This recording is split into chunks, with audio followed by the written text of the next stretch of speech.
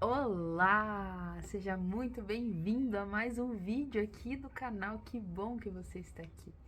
Que bom. Pai, obrigada por este momento. Obrigada, Espírito Santo de Deus, pela tua presença. Antes que eu possa falar qualquer coisa, eu peço que o Senhor use a minha boca, a minha língua, a minha voz para ser boca de Deus aqui neste canal. Em nome de Jesus, que não seja eu, mas que o teu Espírito flua neste lugar. Fique à vontade, tu és bem-vindo. Nós te convidamos, nós te desejamos. Nós ansiamos por ouvir mais de ti, por aprender mais da tua palavra. Em nome de Jesus. Amém. Eu queria te perguntar hoje algo que me chamou a atenção ontem e eu fiquei refletindo sobre o que você tem construído no invisível, no que parece invisível, a partir das suas palavras. E eu fiquei refletindo fortemente que as nossas palavras, silenciosamente, que parecem silenciosas, mas elas são uma construção. E às vezes o que parece tá vazio, não tá acontecendo nada. Você está todo dia colocando um tijolinho em cima de um tijolinho, em cima de um tijolinho, através do que está saindo da tua boca. Ou são palavras de vida, ou são palavras de morte. E eu quero abrir com você e ler Provérbios, capítulo 18, no versículo 21, diz o seguinte: a morte e a vida estão no poder da língua, e aqueles que a amam comerão do seu fruto. Eu vou ler mais uma vez. A morte e a vida estão no poder da língua, e aqueles que a amam comerão do seu fruto. O coração, a boca fala melhor, a boca fala do que o coração está cheio.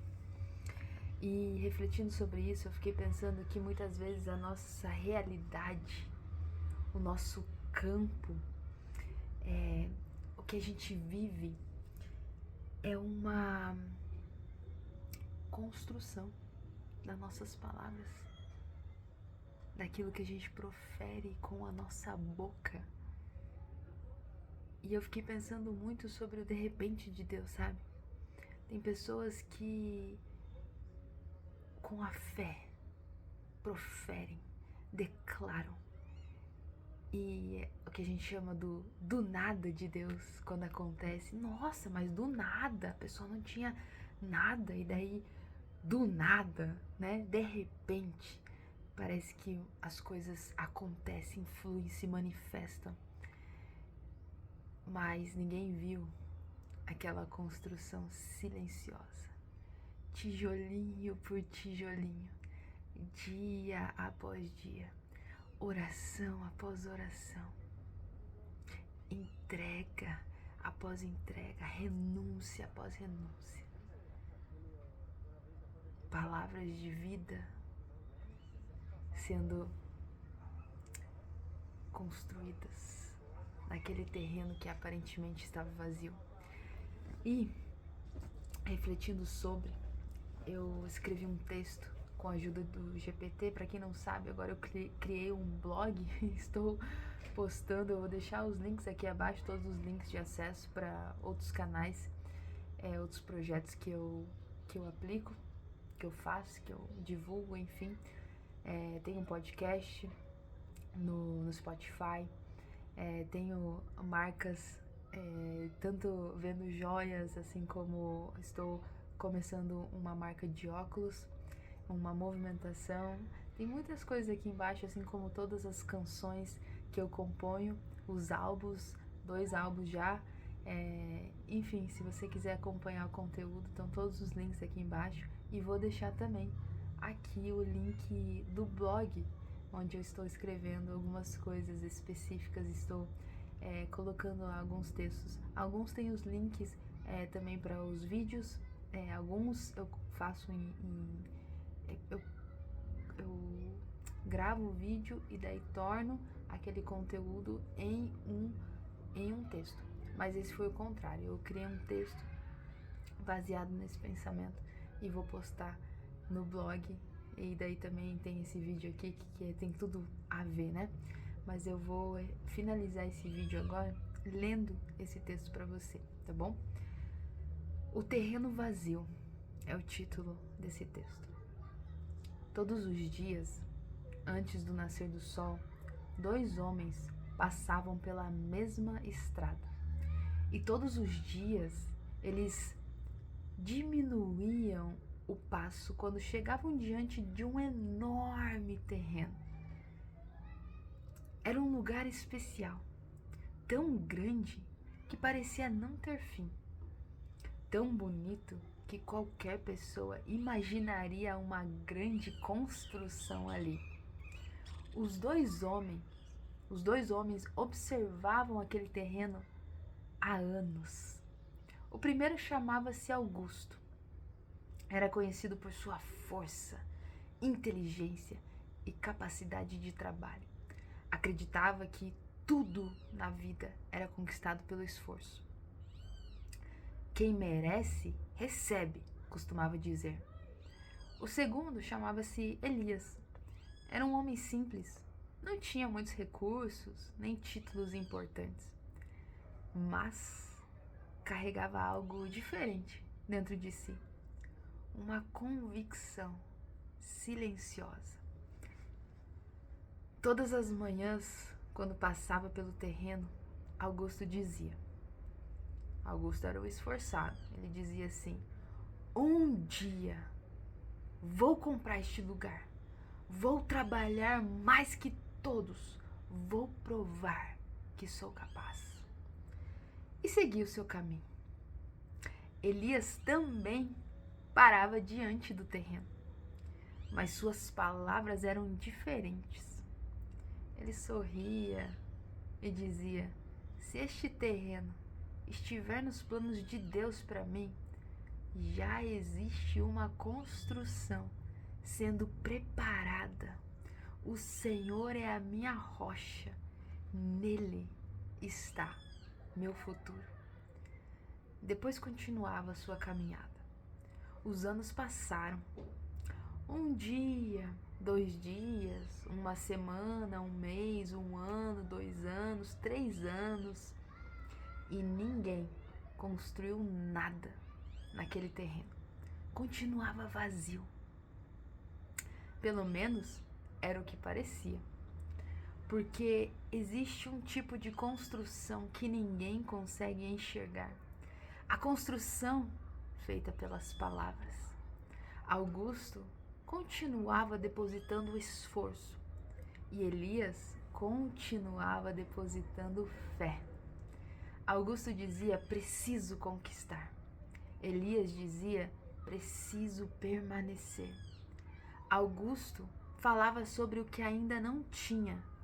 Elias falava sobre aquilo que Deus já havia prometido. Então aconteceu algo inesperado. O dono do terreno decidiu vendê-lo. A notícia correu por toda a cidade. Todos sabiam quem ficaria com o terreno.